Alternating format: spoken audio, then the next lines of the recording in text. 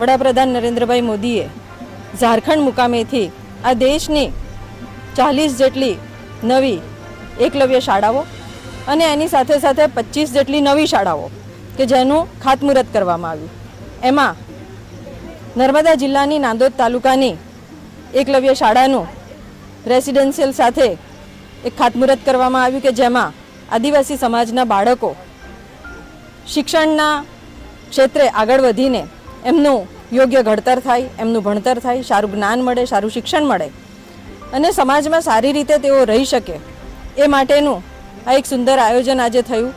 અને વડાપ્રધાનશ્રીએ જે આ આદિવાસી સમાજ માટે કામ કર્યા છે એ ખરેખર ખૂબ જ અભિનંદનને પાત્ર છે. અને એક આદિવાસી ધારાસભ્ય તરીકે હું વડાપ્રધાન શ્રી નરેન્દ્રભાઈ મોદીનો હૃદયપૂર્વક આભાર વ્યક્ત કરું છું. વર્ષ 2002માં જ્યારે તત્કાલીન મુખ્યમંત્રી અને આદરણીય વડાપ્રધાન નરેન્દ્રભાઈ મોદી એમણે ડેડિયાપાડા મુકામેથી અહીંના વિસ્તારના લોકોને કહ્યું હતું કે હાકલ કરી હતી કે મને તમારી દીકરીઓ દાનમાં આપો, મારે એને ભણાવવી છે.